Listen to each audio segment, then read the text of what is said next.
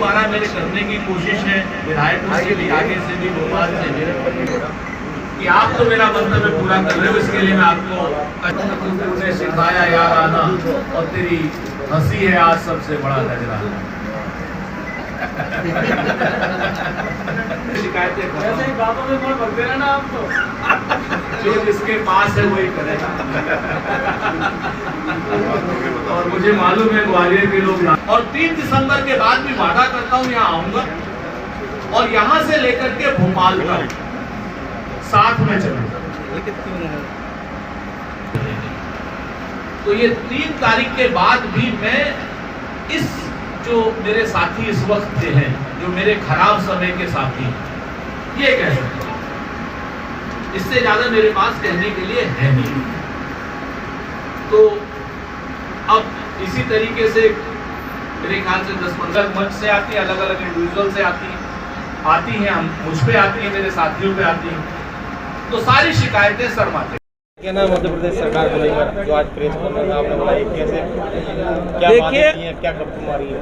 देखिए, आज तो शिवराज जी ने जो लगातार जनता को धोखा दे रहे हैं, उस जनता के धोखे का एक और नया रूप सामने आया है, और शिवराज जी के रेडियो गप्पिस्तान से एक नए किस्म का शेर आया है कि भाजपा इस कदर किसान पर एहसान करती है, वो आंखें छीन लेती है और चश्मे दान करती है।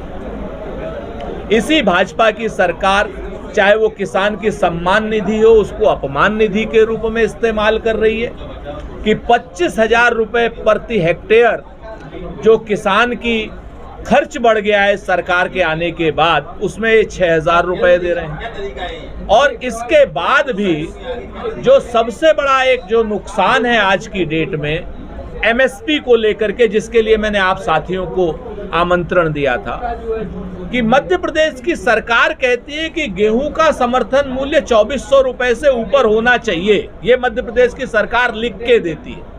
इसी तरीके से जौ का लिख के देती है, चने का लिख के देती है, इसी तरीके से सरसों का लिख के देती है।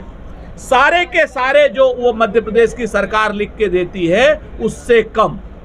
जैसे मध्य प्रदेश की सरकार 2400 रुपये गेहूं का लिख के देती है, केंद्र की सरकार एमएसपी पे फैसला करती है 2275 रुपये,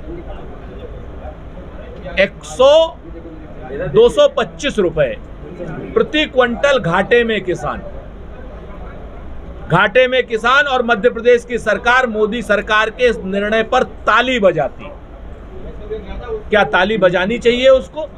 क्या उन्होंने ये एक बार भी कहा कि साहब हमारे यहाँ के किसान की लागत 2400 रुपये आ रही, आप जो है उसको कम से कम उसका खर्चा ही दे दो, 2400 रुपये तो दे दो। लेकिन नहीं, निर्णय का स्वागत कर रहे हैं। किस तरह से देखते हैं जिस तरह से जो निर्णय का स्वागत कर रहे हैं? अगर सिर्फ गुलामी, नरेंद्र मोदी जी की गुलामी करने की आदत पड़ गई है मध्य प्रदेश के मुख्यमंत्री शिवराज सिंह चौहान को, और उस गुलामी से वो नहीं निकल पा रहे हैं। जबकि उन्होंने मोदी जी ने दूध में से मक्खी जिस तरीके से निकाल के फेंक देते हैं, 5वीं लिस्ट में उनका नाम दिया है। सर, मध्य प्रदेश को हर बार किसान कल्याण योजना में अव्वल स्थान कैसे मिल जाता है केंद्र सरकार द्वारा? वो कहते हैं ना कि तुम्हारी फाइलों में गांव का मौसम गुलाबी है, मगर ये आंकड़े झूठे, ये दावे किताबी हैं। तुम्हारी मेज चांदी की, तुम्हारे जाम सोने के, मगर किसान के घर में आज भी फूटी रकाबी है।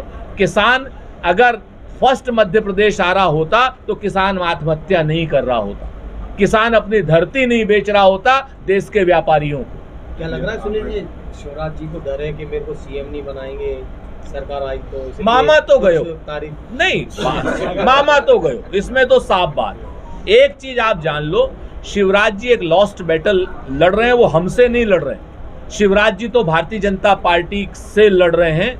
हर गली मोहल्ले में तो इनके मुख्यमंत्री हो गया, कहीं कोई मुरैना में, कहीं कोई वहां पर बल्लेबाज का बाप है, वो क्या नाम उसका, वो अजीब अजीब किस्म के भाषण दिया करता है, कभी सोनिया जी के लिए अभद्र टिप्पणी करता है, कभी किसी के लिए अभद्र। सारे के सारे इनके यहाँ जितना कुसंस्कारी है वो उतना बड़ा दावेदार।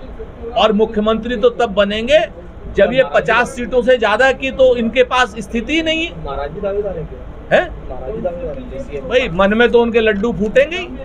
लेकिन महाराज जी से आप लोग एक बात जरूर पूछ लेना, कि हार रहे हो बहुत बुरी तरीके से महाराज जी, यानी ज्योतिरादित्य, मैं तो महाराज नहीं कहता, आपने चूंकि कहा, हार रहे हो ज्योतिरादित्य जी, क्या एक एफिडेविट भाजपा वालों को दोगे या आप जनता को दोगे कि दोबारा आप दल नहीं बदलोगे?